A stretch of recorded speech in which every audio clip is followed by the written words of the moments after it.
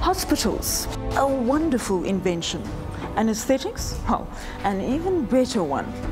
Thank goodness for those medical pioneers 150 years ago who figured out how to induce humans into a medical coma so surgical procedures could be carried out. An anaesthetist is responsible for putting us under and taking care of our bodies once we are unconscious. Our pulse and blood pressure levels are constantly checked. Blood oxygen levels are directly measured from our finger, and a machine even breathes for us, delivering the correct concentrations of oxygen and anesthetic vapor.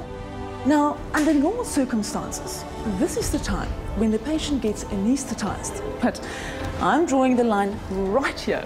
So let's leave our human operating room and take a look at Rhino operating procedures over the next 180 seconds in this week's Rhino Brief.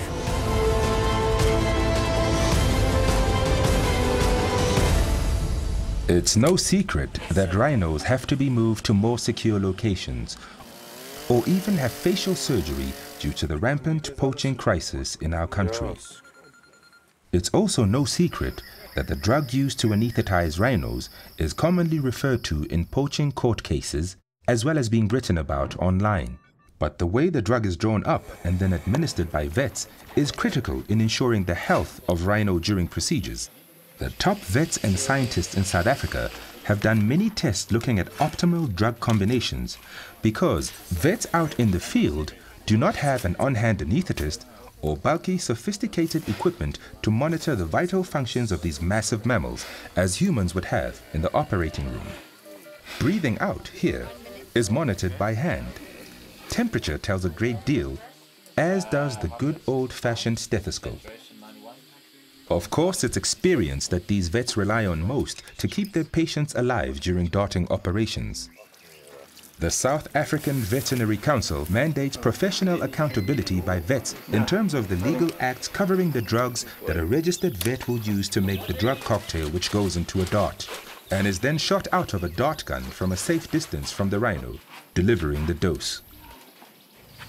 So what actually goes into a dart? So what we commonly dart rhinos with is a drug called M99 or etorphine. And this is the drug that really does most of the work, this one here. And then we usually combine it with a tranquilizer. And it's different for each animal? Yes. Generally we judge the doses of these different drugs depending on the age of the animal, which we estimate from their size and behavior patterns and social groupings. And then we'll put in different ratios of these two primary drugs. Okay, I'm going to pressurize it, so just don't get too close. Should I go a bit away? Huh? These drugs are lethal to humans and must be handled with utmost care. These vets use these dangerous drugs daily. Now, I have to ask you about this pink fluffy, because I think a lot of people are confused. All right, so this fluffy does a number of jobs. One, it helps to seal the end of the dart so we don't lose air out of here. The other thing it does is when you put it into the barrel of the dart gun, it sort of blocks the barrel, and so when the air pushes the dart out, it helps to push the dart out.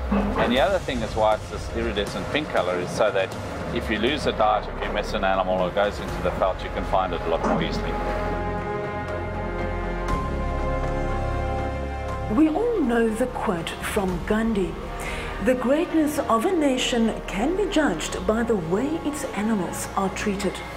How wonderful that our innovations in medicine are in turn used in veterinary procedures out in the field, many of which would not be able to take place without the ability to anesthetize rhinos. Well, that's your Rhino Brief for this week.